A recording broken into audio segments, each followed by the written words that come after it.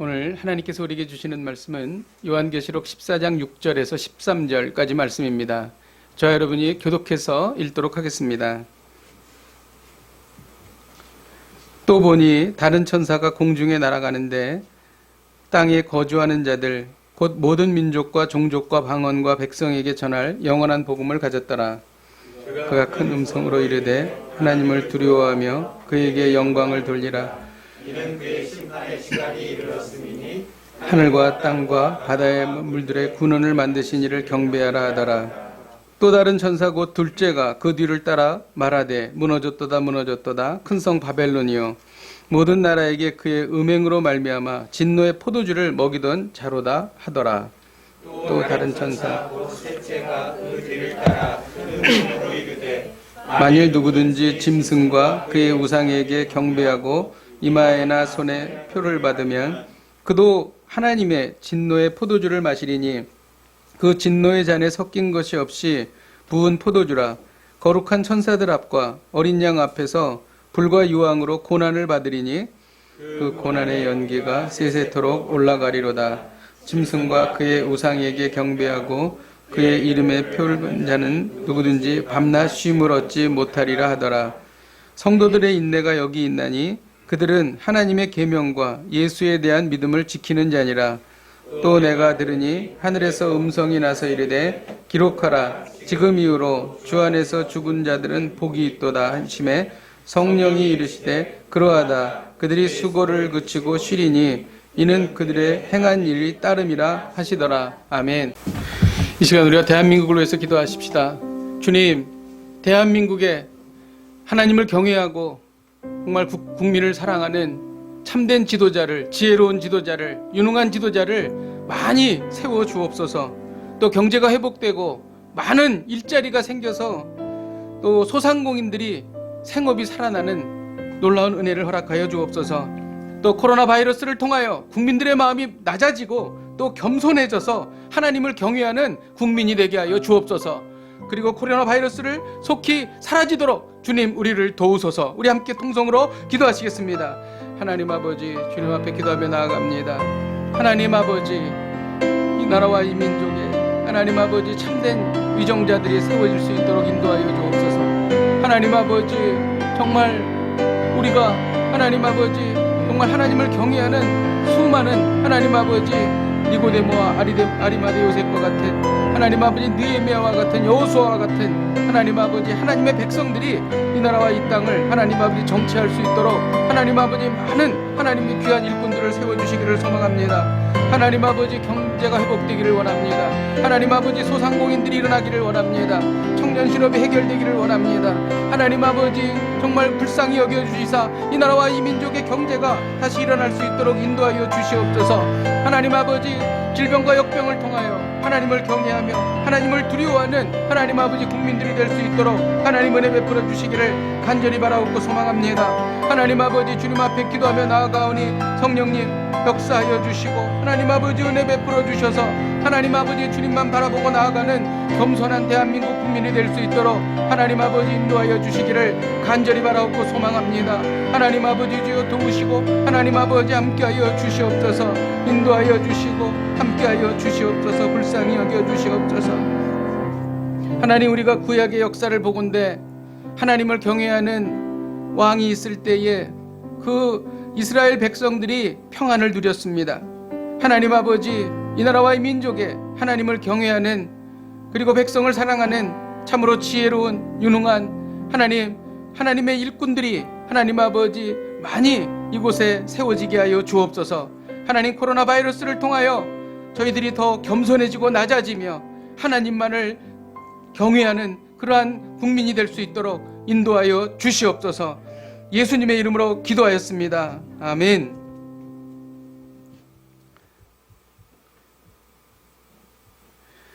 일곱째 나팔과 그리고 일곱 대접 사이에 세 개의 삽입 묵시가 들어있습니다.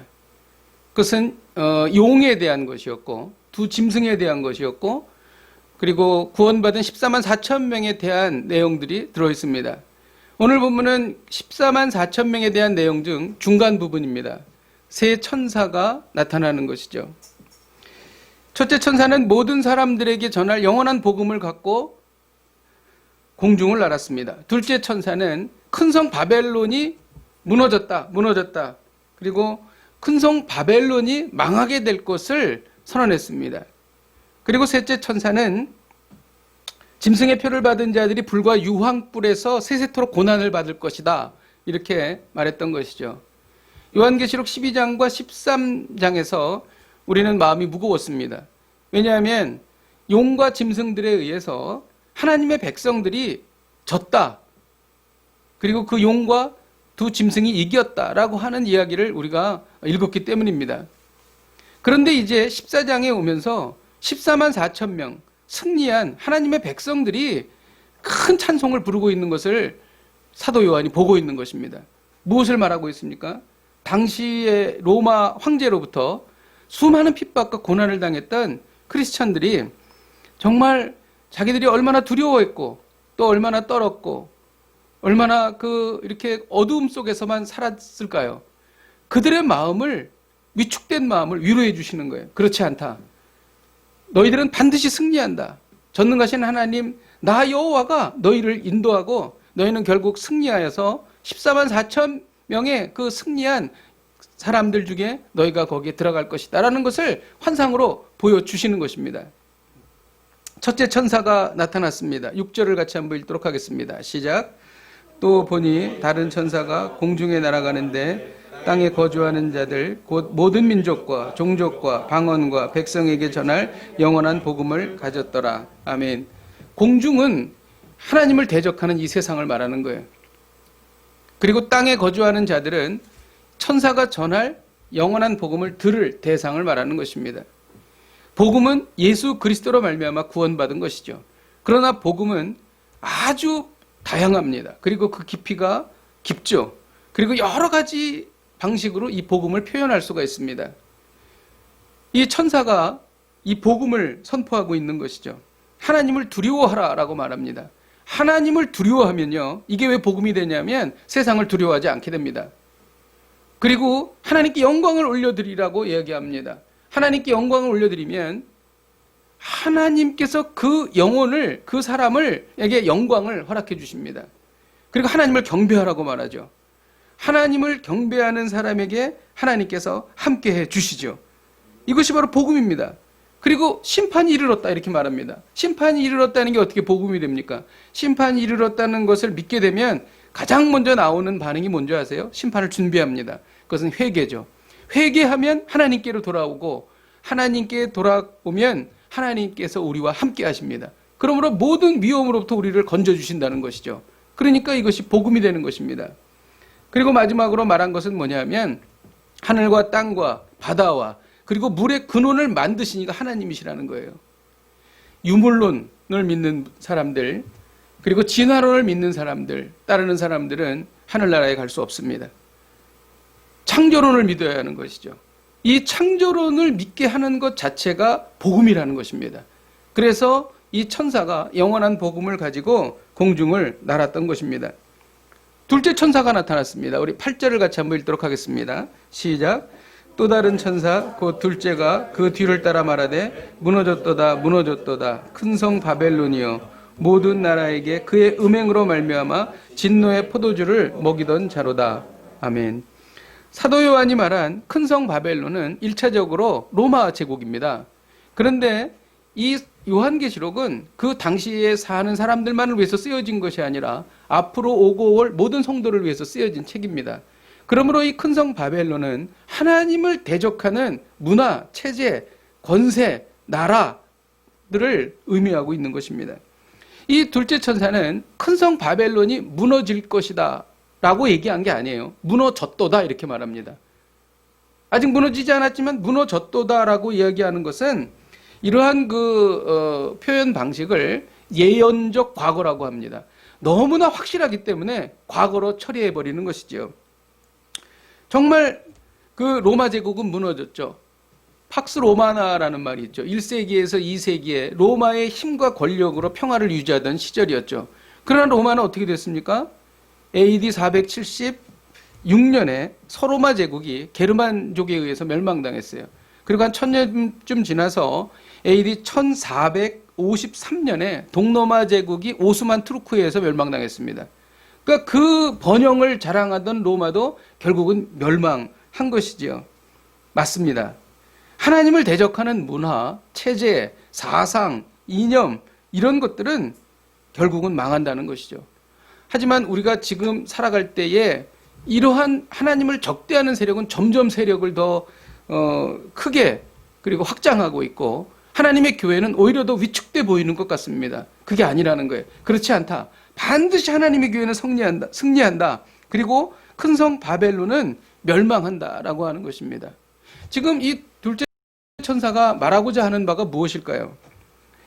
예레미야 51장 6절에 보면 바벨론 가운데서 도망하여 나와서 각기 생명을 구원하고 그의 죄악으로 말미암아 끊어짐을 보지 말지어다. 이는 여호와의 보복의 때니 그에게 보복하시리라. 그 큰 성 바벨론으로부터 도망치라는 것입니다. 여러분 구원이 뭡니까? 구원은요 도망치는 겁니다. 출애굽이 구원 받은 거잖아요. 애굽으로부터 도망치는 것입니다. 이 하나님을 대적하는 세대 그리고 사상, 시대 정신 이러한 그 악한 하나님을 대적하는 모든 것으로부터 도망쳐 나오는 것입니다. 이것이 바로 구원이 되는 것입니다. 만일 침몰하는 배에 같이 있으면 수장될 수밖에 없어요. 그 배에서 빨리 도망쳐 나와야 하는 것입니다. 하나님을 대적하는 이 모든 문화로부터 그 문화를 거부하고 우리는 하나님의 말씀으로 도망쳐 나와야 하는 것입니다. 이제 셋째 천사가 나타났습니다. 셋째 천사는 누구든지 짐승의 표를 받아 짐승에게 경배하면 진노의 포도주를 마시고 불과 유황 속에서 영원토록 세세토록 고통을 받겠다라는 이야기를 선포한 것입니다. 이 진노의 포도주는 이렇게 표현합니다. 섞인 것이 없이 부은 포도주. 이 말이 이상하잖아요. 섞인 것이 없으면 붓지 말아야 되잖아요.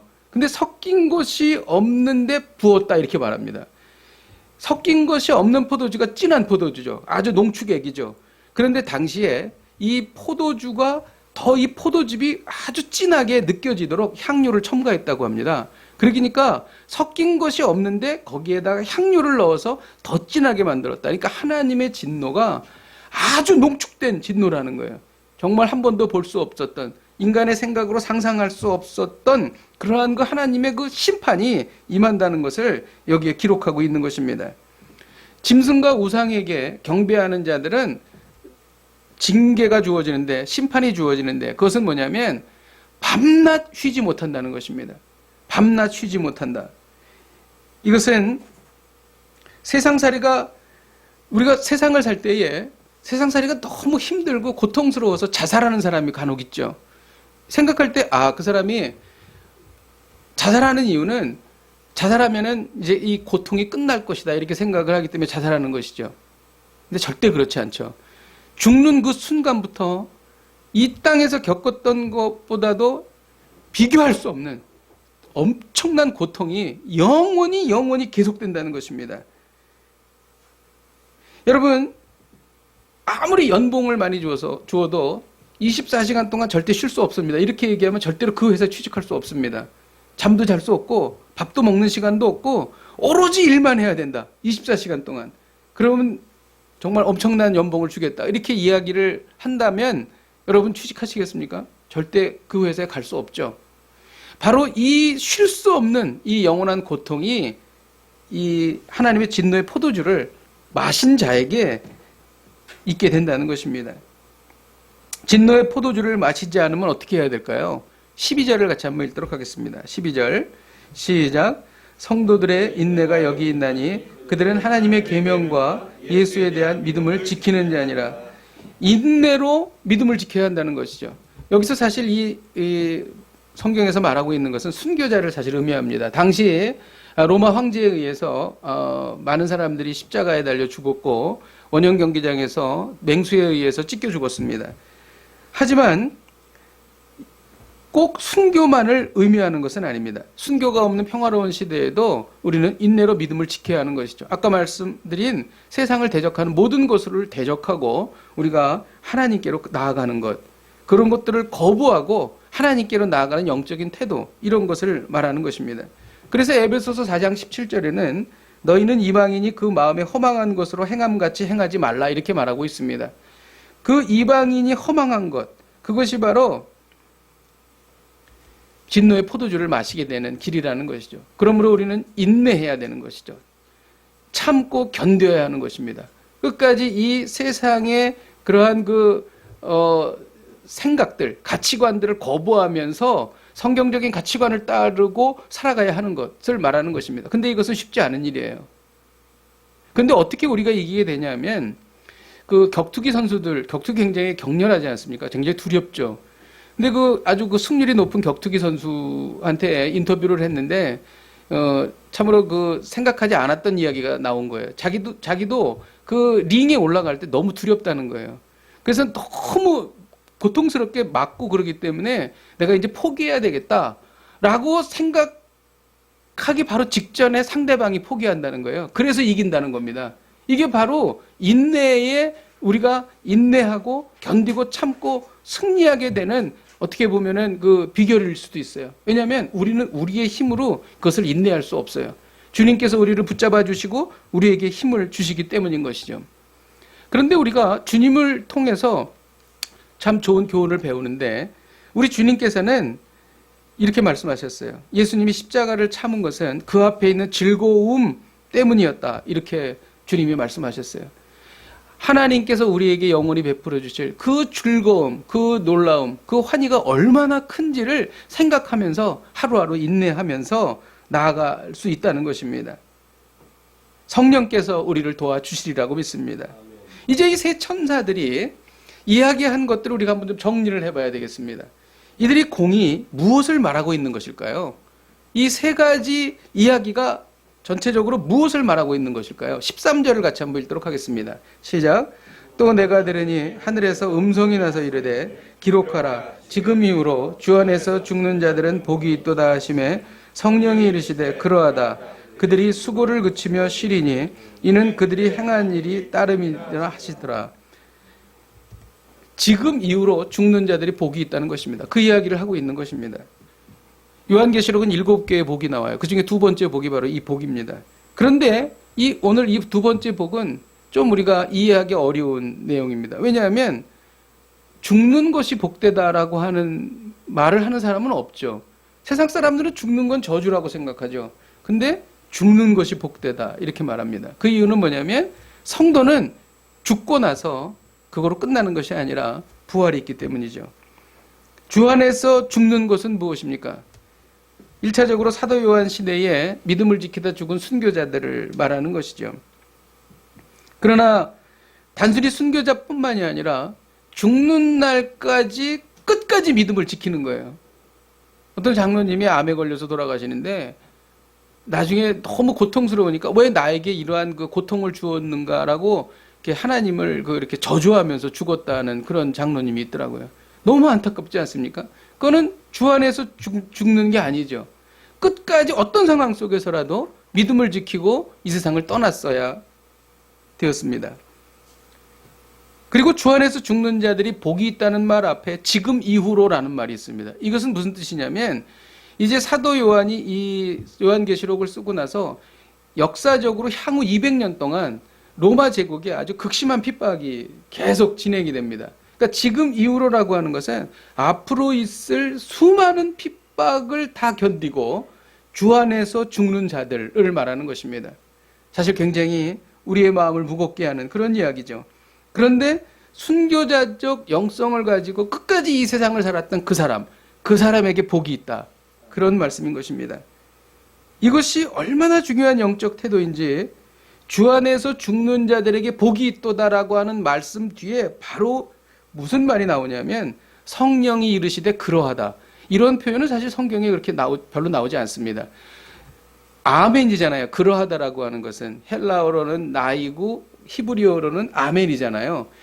그러하다라고 하는 것을 동의한 사람이 누구냐면 전능하신 하나님, 성령 하나님께서 그렇게 동의하신 것입니다. 진실로 그대로 이루어질 줄을 내가 믿습니다. 그러한 고난 속에서도 끝까지 믿음을 지켜서 주 안에서 죽는 자들이 되는 자는 복이 있는데, 이거는 나 전능하신 하나님 여호와가 이것을 보증한다, 이런 얘기입니다. 이것은 정말 놀라운 일이죠. 생명을 바쳐 주를 사랑한 것만큼 큰 사랑이 어디 있을까요? 그래서 아마 우리가 천국에 갔을 때 하나님께서 가장 크게 칭찬하시는 분, 상급을 받는 사람이 아마 순교자가 아닐까, 그런 생각이 듭니다. 그런데요, 주 안에서 죽는 자들이 왜 복이 있는가? 그 이야기를 오늘 성경에 기록하고 있는데, 그들이 수고를 그치고 쉬기 때문입니다. 이것은 그 짐승의 표를 받은 사람들이 밤낮 쉬지 못하고 불과 유황에서 고통을 당한다라는 것과 대비되는 그러한 이야기죠. 수고는 헬라어로 힘든 일, 어려운 일이라고 하는 뜻입니다. 이제 더 이상 힘들고 어려운 일이 없다는 것입니다. 이제 우리가 영원한 천국에 갔을 때 우리에게 안식이 주어지는데, 그 안식에 대해서 요한계시록 7장 15절에서 17절에 기록되어 있어요. 거기에 보면 밤낮 하나님을 섬기면서 줄이지 않습니다. 굶지 않습니다. 그리고 상하지 않습니다. 아프지 않습니다. 그리고 어린 양께서 우리의 목자가 되셔서 우리를 생명수 샘으로 인도하셔서 하나님께서 우리의 눈에 있는 모든 눈물을 씻어주십니다. 인생은 즐거워도 이 즐거움 끝에는 눈물이 있는 거예요. 그죠? 그런 아련함을 느끼지 않습니까? 인생이 완전하지 않기 때문에 그렇습니다. 죄 가운데 살기 때문에 그런 것이죠. 그 슬픔을, 아픔을 우리 주님께서 다 씻어주시고 우리에게 쉴 수 있도록 해 주시는 것입니다. 그리고 또 하나는 그들이 행한 일에 대한 보상이 있기 때문이죠. 고린도전서 15장 58절에 보면 항상 주의 일에 힘쓰는 자들이 되라. 이는 너희 수고가 주 안에서 헛되지 않을 줄을 알미라. 우리가 주님 앞에 수고한 것에 대해서 이것은 절대 헛되지 않다는 거예요. 하나님께서 반드시 우리에게 그것을 갚아주십니다. 여러분, 우리가 하늘나라에 가서 이것을 하나님께서 갚아주실 수도 있지만 그것이 가장 큰 것이죠. 하지만 우리가 이 땅을 살면서도 하나님께서 우리에게 갚아주십니다. 우리는 하루에도 많은 일을 하고 삽니다. 그리고 많은 일을 겪죠. 그런데 그 일들이 대부분 다 가치 없다는 것입니다. 그래서 솔로몬은 전도서에서 헛되도다 그렇게 말한 것이죠. 우리는 중요하게 생각하고 여러 가지 일들을 합니다. 그러나 우리가 이 인생을 마치고 세상을 떠날 때에는 정말 그런 일들이 의미가 없는 일이고 헛된 일이었다라는 것을 정말 알게 되는 것이죠. 이건 정말 중요한 일이야. 이건 대단한 일이야. 정말 목숨 걸고 했어요. 근데 보니까 별로 그것은 중요한 일이 아니라는 것입니다. 무엇이 중요한 것인가? 우리가 인생을 살면서 남는 것은요, 주님을 위해서, 주님을 사랑하고 주님의 명령대로 살았던 그 일, 그것이 의미가 있는 거예요. 더 자세히 말하면 주님과 관련된 일만 의미가 있는 것입니다. 이거는 너무 극단적일 것이다 라고 생각할 수도 있겠지만 그렇지 않습니다. 정말 그렇습니다. 저는 과거에 기도를 할 때 제가 필요한 것, 그리고 우리 성도분들이 필요한 것들을 중심으로 정말 많이 기도했어요. 그런데 어느 순간인가 그것보다 더 중요한 것이 있는데, 그것은 제 자신이 주님과의 깊은 교제 가운데로 들어가는 거예요. 그래서 저는 그렇게 기도합니다. 하나님, 오늘 하루를 살면서 하나님의 임재를 경험하게 하여 주옵소서. 하나님의 그 감미로운 사랑을 느끼게 하여 주옵소서. 하나님의 뜻이 제 삶 속에서 이루어지는 것이 무엇인지 알게 하여 주옵소서. 과거에는 제가 원하는 것을 하나님께 기도도 했지만 이제는 그런 기도보다 더 중요한 기도는 하나님의 뜻이 저의 삶 속에 이루어지는 것입니다. 저는 그렇게 기도합니다. 여러분, 정말 우리의 삶 속에서 가장 중요한 것은 하나님과 관련된 것입니다. 지난 한 주를 살면서 하나님과 관련된 무슨 일을 하셨습니까? 이제 한 주를 우리가 살아가면서 하나님과 관련된 어떤 일을 계획하고 계십니까? 여러분, 이것만이 의미 있는 것입니다. 그것이 바로 그들이 행한 일에 따름이라고 하는 그 행한 일이라고 하는 것이 주님을 위해 행한 일, 그리고 주님과 관계된 일, 그것을 말하고 있는 것입니다. 목숨 걸고 짐승과 그의 우상에게 경배하지 않고 세상의 명령에 불복한 일, 그리고 짐승의 표를 받지 않은 일, 이런 일들을 말하고 있는 것이지요.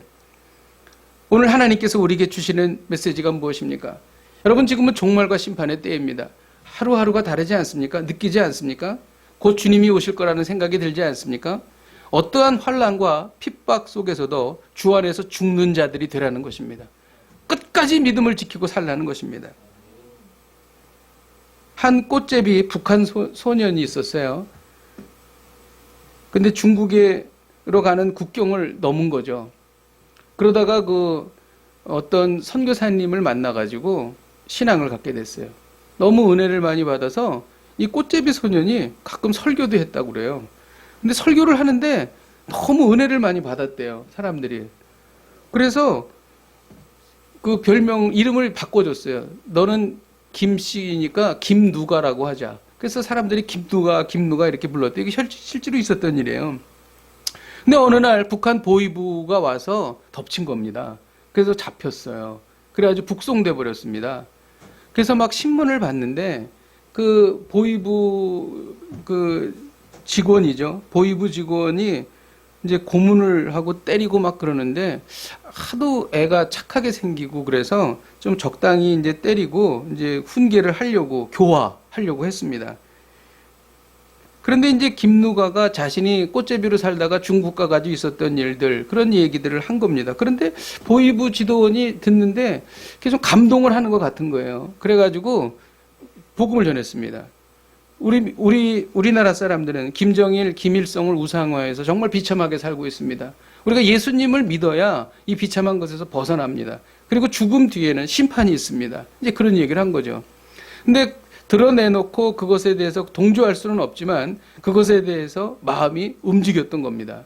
그래서 이 보위부 지도원이 이 김누가가 혼자 있을 때에 계란이랑 그다음에 삶은 고기랑 어떤 이렇게 과일이나 이런 것들을 이렇게 갖다 준 겁니다. 그런데 그것을 김누가가 이렇게 감사하다고 말하면서 이제 거부하면서 지금 그 감옥에 저보다 더 어렵고 힘들고 굶주린 사람들이 있는데 그 분들에게 갖다 주셨으면 좋겠다. 이렇게 이야기를 한 거죠. 또 이 보위부 지도원이 충격을 받은 겁니다. 어떻게 이런 일이 있을 수 있을까? 그래서 김누가의 재판 날이 다가왔습니다. 그래서 이 보위부 지도원이 김누가에게 조그만 소리로 간절히 신신당부했어요. 너 절대로 예수 믿는다고 얘기하지 마라. 그 얘기만 안 하면 그냥 1년 정도만 있다 너 석방될 거야. 그렇게 이야기를 한 거예요. 근데 김누가가 이렇게 말하는 거예요. 저는 천국에 가면 너무 좋습니다. 하나님을 만나고 너무 행복하기 때문에 저는 너무 좋습니다. 그리고 제가 예수님을 모른다고 할 수가 없습니다. 그렇게 이제 이야기를 한 거죠. 그래서 결국 청진에 있는 수성교도소에서 처형됐어요. 그리고 그 이야기를 전해들은 보위부 지도원이 굉장히 눈물을 흘렸다. 그런 뒷얘기가 있습니다. 그래서 이제 김누가는 이제 자기가 죽는 것을 알고 죽기 전에 이 보위부 지도원에게 편지를 써놓은 것이 있었는데 이렇게 편지를 썼습니다. 거룩한 하나님의 참된 사자이신 선생님께 앞이 보입니다. 북한의 성령의 복음이 전해져서 찬송의 목소리가 높여지는 소리가 들립니다. 믿어주십시오. 언제나 어디에 가든 하나님의 깨끗한 보혈로 순종하는 종으로 살리라는 것을 우리 주 예수 그리스도의 이름으로 맹세하며 기도하나이다. 2001년 5월 14일 김누가 올림. 이렇게 해서 편지가 마칩니다. 끝까지 어떤 환난과 핍박 속에서도 주 안에서 죽는 자였다라는 생각이 들어서 이 예화를 여러분들에게 말씀드립니다. 제가 오늘 이 말씀을 준비하면서 주신 감동이 있습니다. 10절에 보면 하나님의 진노의 포도주를 마신 자는 불과 유황으로 고난을 받는다. 이렇게 기록합니다. 여러분, 이 말씀이 누구를 위해서 기록한 말씀일까요? 물론 믿지 않는 사람들이 이 말씀을 듣고 주님께로 돌아오면 좋겠지요. 그러나 요한계시록의 주요 독자는 불신자가 아니라 당시 초대교회의 다른 성도들이었습니다. 믿는 사람들이었다는 것이죠. 초대교회의 성도들은 우리와 같은 성도들이에요. 우리와 같은 성도들에게 하나님의 진노의 포도주를 마시면 불과 유황으로 고난을 받는다라는 말씀을 전해주신 것입니다. 교회 안에 있는 사람들도 믿음을 지키기 위해서 인내하지 않으면 이와 같은 영원한 고통 속으로 들어간다라는 말씀을 하신 것이죠. 물론 우리는 칼빈의 교리를 믿죠. 성도의 견인의 교리를 믿습니다. 한번 구원받으면 하나님께서 끝까지 우리를 천국문으로 인도하시죠. 우리의 능력이 아니라 성령님의 능력으로 들어가는 것입니다. 그러나 그것은 결과론적인 것입니다. 만일 이 교리를 철석같이 우리가 믿고 세상에 푹 빠져서 짐승의 표를 받고 온갖 우상숭배를 하고 죄악 속에서 살아도 될까요? 초대교회 시절 믿어서 구원받았으니 어떤 죄를 저질러도 상관없다는 이단도 있었습니다. 절대로 그래서도 안 되고 구원받은 하나님의 백성은 그럴 수도 없지요. 그렇다면 왜 짐승의 표를 받은 사람이 겪은 온갖 무서운 일을 성도에게 보여주시는 걸까요? 구원을 이루어가는 시점에서 지금 인내하여 믿음을 지키지 않으면 이와 같이 무섭고 참혹한 미래를 맞이할 수 있다는 경각심을 갖고 살라는 것입니다. 실제로 당시의 대만은 믿음을 지키지 않고 그는 세상으로 갔어요. 그는 구원받지 못했습니다.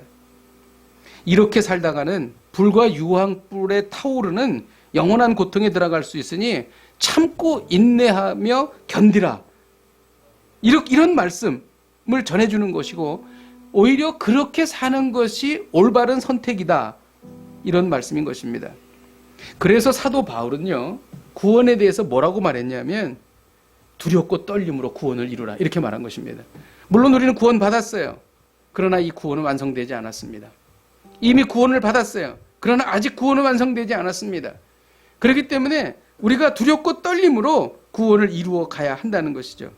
세상에 휩쓸리고 믿음이 약해질 때 짐승의 표를 받은 사람이 얼마나 어떻게 고난을 받는지를 상기해야 한다는 것입니다. 불못입니다. 불의 호수입니다. 그거보다 더 두렵고 고통스러운 일이 어디 있겠어요? 여러분, 이 말씀이 바로 불과 유황으로 고난을 받으리니 라는 말씀의 깊은 의미인 것입니다. 오늘 하나님은 우리에게 말씀하십니다. 어떤 환난과 핍박 속에서도 주 안에서 죽는 자들이 되라. 어떤 환난과 핍박 속에서도 주 안에서 죽는 자들이 되라.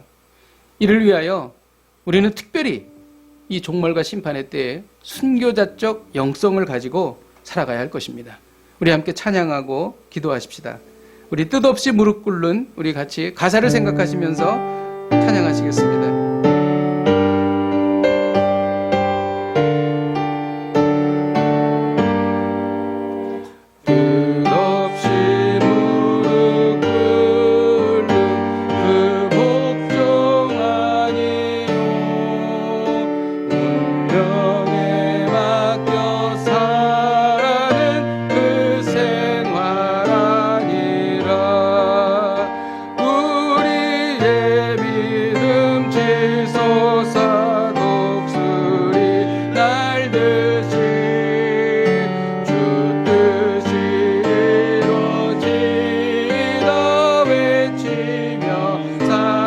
약한 자 힘주시고 약한 자 힘주시고 강한 자 바르게 주 한 자 정케함이 주님의 뜻이라.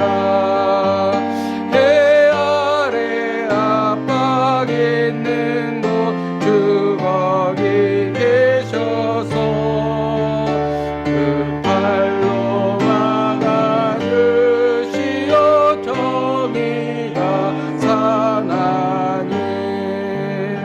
시간 우리 합심으로 기도하십시다. 하나님을 대적하고 집단적으로 배교하는 종말과 심판의 때입니다. 어떤 환난과 핍박 속에서도 주 안에서 죽는 자들이 되게 하여 주옵소서. 순교자적 영성으로 믿음을 지키고 인내하게 하여 주옵소서. 우리가 죽는 날까지 믿음을 지키게 하여 주옵소서. 우리를 둘러싼 믿음의 선조들을 바라고 끝까지 믿음을 지키게 하여 주옵소서. 우리 함께 통성으로 기도하시겠습니다. 하나님 아버지, 이 집단적인 배교의 때에 하나님 아버지 그 세상적인 흐름에 우리가 아버지 휩쓸려가지 않게 하여 주시옵소서. 하나님 아버지, 우리가 아버지 하나님 어떠한 상황 속에서도 환난과 핍박 중에서도 주 안에서 죽는 자들이 되기를 원합니다. 하나님 아버지, 이것이 꼭 순교자만 의미하는 것이 아니라 하나님, 우리가 아버지 하나님 이 땅을 살면서도 하나님 아버지 우리가 믿음을 지키며 하나님 아버지 주여 이 세상을 떠날 수 있도록 하나님 아버지 인도하여 주시기를 간절히 바라옵고 소망하오니 하나님 역사하여 주시고 인도하여 주셔서 하나님 아버지 놀라운 은혜를 우리에게 쏟아부어 주시기를 간절히 바라옵고 소망합니다. 하나님 아버지 주여 순교자적 영성으로 하나님 아버지 믿음을 지키고 살아갈 수 있도록 하나님 아버지 은혜 베풀어 주시기를 소망합니다. 하나님 역사하여 주시옵소서. 은혜 베풀어 주시고 함께하여 주시고 하나님 아버지 인도하여 주시옵소서. 불쌍히 여겨 주옵소서. 우리가 이어서 기도할 때에 믿음이 약해질 때 불과 유황으로 고통받는 짐승의 표를 받는 자들을 기억하게 하여 주옵소서. 구원을 얻었다는 안도감에 세상에 휩쓸리는 것보다 오히려 두려움과 경각심을 가지고 믿음을 지키게 하여 주옵소서. 기도를 하지 않고 말씀을 묵상하지 않았던 깊은 잠에서 이제는 깨어나게 하여 주시옵소서. 주여 일어나 빛을 발하게 하여 주시옵소서. 우리 함께 통성으로 기도하시겠습니다. 하나님 아버지, 주님 앞에 기도하며 나아갑니다. 하나님 아버지, 하나님 아버지, 주여 아버지 하나님, 세상이 너무나 하나님 아버지 주여 하나님을 급속하게 떠나고 있습니다. 하나님 아버지, 정말 우리가 아버지 이렇게 살다가 불과 유황으로 고통받는 하나님 아버지 짐승의 표를 받는 자들과 함께 하나님 아버지 있을 수도 있다는 두려움과 하나님 아버지 경각심을 가지고 하나님 아버지 믿음을 지키기를 원합니다. 하나님 아버지 기도하지 않았던 죄를 용서하여 주옵소서. 말씀을 묵상하지 않았던 것을 용서하여 주옵소서. 하나님 아버지 일어나 빛을 발하게 하여 주시옵소서. 하나님 아버지 주님 앞에 간절히 기도하며 나아가오니 하나님 역사하여 주시고 인도하여 주셔서 하나님 아버지 주여 굳센 믿음 하나님 아버지 주여 갖고 살아갈 수 있도록 은혜 베풀어 주시기를 간절히 바라옵고 소망합니다. 하나님 아버지 주님 앞에 기도하며 나아갑니다. 하나님 아버지 주여 주님 앞에 기도하며 나아가오니 하나님 역사하여 주셔서 하나님 아버지 주여 우리가 하나님 아버지 이러한 아버지 두렵고 떨림으로 구원을 이뤄갈 수 있도록 하나님 아버지 은혜 베풀어 주시기를 간절히 바라옵고 소망합니다. 하나님 아버지 주여 도와주시옵소서. 질병과 역병으로 수많은 사람들이 교회를 급속하게 떠나고 있습니다. 코로나 바이러스가 사라진다 하더라도 교회에 오지 않겠다는 사람들이 너무나 많은 상황입니다. 하나님 아버지, 우리가 이러한 상황 속에서 믿음을 지키기를 원합니다. 하나님 아버지, 악한 영들이 우리로 하여금 하나님 아버지 이 세상 속에 빠지게 하고 하나님께 나오지 못하게 하고 있습니다.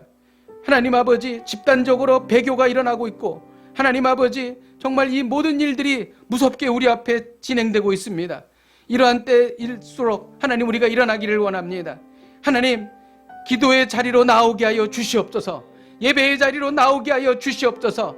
하나님 아버지, 이러한 일들을 통하여 오히려 더 믿음이 굳세어지고 견고하게 되는 저희들이 될 수 있도록 인도하여 주시옵소서. 예수님의 이름으로 기도하였습니다. 아멘.